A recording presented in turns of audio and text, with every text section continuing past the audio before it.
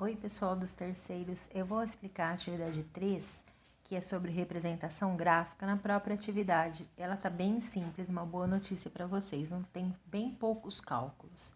Então, a atividade 1 é um teste. Ela fala assim, dado o gráfico da função f de x igual a x mais b, sendo a e b constantes reais, é correto afirmar que... Aí vai perguntar sobre os sinais aqui dessa função representada. Então, vamos lembrar.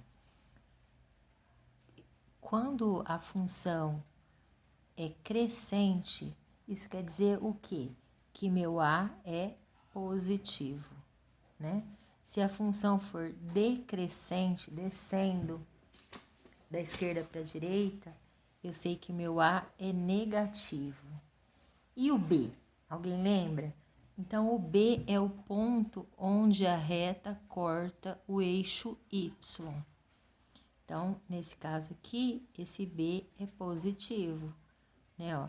Mas ele também poderia ser negativo se ele estivesse aqui embaixo, tá? Então, para baixo do zero é negativo, para cima do zero é positivo. Função crescente A é positivo, função decrescente A é negativo. O B também pode ser zero, se ele estiver bem, passando bem aqui no meio. Então, é só analisar, né, e assinalar a alternativa correta. Na atividade 2, ela tem dois gráficos, a função f e a função g. São duas parábolas. Então, ele pergunta assim, na A, quais são as raízes da função f? Então, vamos lembrar, o que é raiz? Lembra, as raízes são os pontos onde a função corta o eixo x. Então, na f, ó, eu vou ter essa raiz e essa.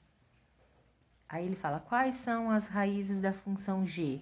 Então, essa é a função g, né? Ó, as raízes é essa e essa. Aí ele fala assim, as funções f e g possuem uma raiz em comum? Aí você vai responder sim ou não. Se tem, qual que é? Em comum é que pertence, a raiz é das duas funções ao mesmo tempo. Na atividade 3, ele fala assim, qual dos seguintes gráficos de parábolas melhor representa a função y igual a x ao quadrado menos 4x? Então, tem os 4 gráficos. Então, o que a gente tem que observar? Né? O sinal de A, o valor de C e as raízes. Então, para encontrar as raízes dessa função, o que a gente tem que fazer? A gente tem que aplicar a fórmula de Bhaskara. Então, nesse caso, o A é 1, o B é menos 4 e o C, quando está faltando, é 0. Aí, primeiro, vocês calculam o delta, que é B ao quadrado menos 4 vezes A vezes C. Depois, vocês substituem na fórmula de Bhaskara, que é x igual a menos B, mais ou menos raiz quadrada de delta, dividido por 2A.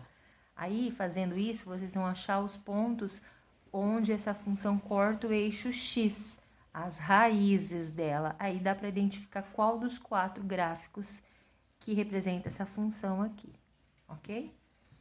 Na atividade 4, é só para analisar. Então, eu tenho o gráfico de duas funções exponenciais. A f de x, que é meio elevado a x, que é essa daqui, que é decrescente. Ai, já falei besteira. E a g de x, que é 2 elevado a x. Então, lembrando, sempre ele vai perguntar se essas afirmações são verdadeiras ou falsas. Então, fala assim, a função f é crescente, a g é decrescente, verdadeiro ou falso? Lembrando, da esquerda para a direita, que nem a f aqui, ó. O que está acontecendo? Tá descendo. Então, o que ela é? Decrescente. Olha a g de x. O que está acontecendo da esquerda para a direita? Subindo. Então, a g é crescente. Então, f é decrescente. Vou ajudar vocês.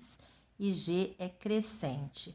Aí, a outra pergunta é assim, as funções f e g passam pelo ponto 0, 1. Então, elas cruzam no eixo y no ponto 1. Então, é só olhar o gráfico. As funções f de x e g de x tocam o eixo x?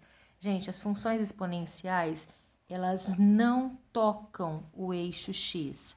Elas se aproximam, elas são assíntotas.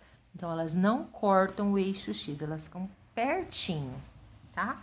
E a última, que é a 5, ele dá um desenho aqui de uma função. Ele fala assim: no parque de águas quentes, um carrinho percorre um trajeto até cair numa piscina conforme o gráfico.